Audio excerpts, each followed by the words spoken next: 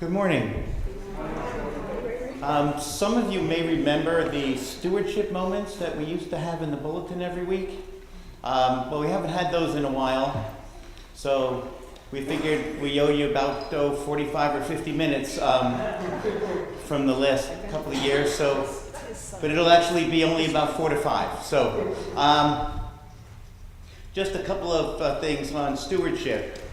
Appropriate utilization of treasures, time, and talents. So kick down to the next one, please, Glenn. So a couple of financial facts. Every dollar that the church uses to pay its bills comes out of the offering plate every week. For the 99% anyway. So all of the expenses, insurance, salaries, cleaning, has to be covered by us. And during the first quarter of the current fiscal year, from July to September, we were about $10,000 under the budgeted amount for offerings. And in 2023, the average weekly offering was a nice symmetrical number of $35.53 per family or per giving unit. And about 30% of that was $10 a week or less. So one thing to keep in mind is that if you're here and put, say, $20 in the offering plate, but you're only here every other week, for budgeting purposes, that's an average of $10 a week, not $20 a week. And if everybody on average could increase their weekly giving by $10, we'd have an additional $85,000 based on the 164 giving units that we had in 2023 during the course of the current year. And again, our fiscal year runs from July 1st to June 30th. So one way, of course, to average out your giving is to be here every week. And of course, that is encouraged, but we all know that that's not necessarily realistic. So we have the online giving program where you can set up to automatically have an offering taken out of your bank account every week or charged to a credit card every week. That's part of the ways that we can average out the giving every week. Next slide, please, Glenn. So what we're trying to do here is to ask everybody to take a look at this graph and see where you fall. As you can see, the largest number on the graph represents less than $10 a week on average.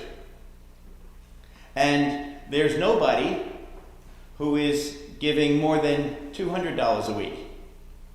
So if everybody could take a look at that and kind of shift one category to the right, that would go toward addressing the current deficit and then some, which again could increase our ministry possibilities, as Pastor was talking about during the sermon.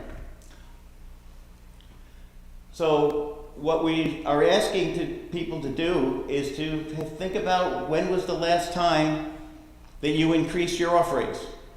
I mean, the church expenses go up every year just like yours do.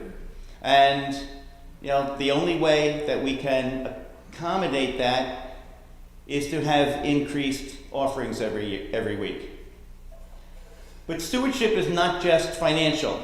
Don't get me wrong, it's a very critical part of it, but it's also sharing your abilities and your time.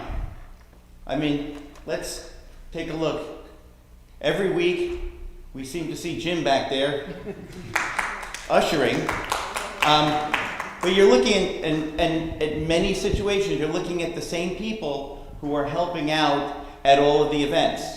There are a lot of opportunities where people can jump in and Sometimes it could be as little as an hour a month, a couple hours a month.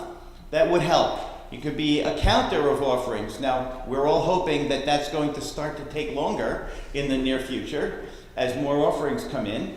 But host a coffee hour. If you're musically inclined, join the choir, join a choir. Be an usher. There are a lot of ways that you can help. Every week in the bulletin and the State Current, there's a list of the boards and the current chairs, as well as contact information. So if you're interested in doing something, you can see me after the service, talk to Pastor, talk to Laura in the office at some point, or reach out to the appropriate council position and see if there is some way that you can help, as well as, again, prayerfully consider increasing the offerings. So, thank you very much.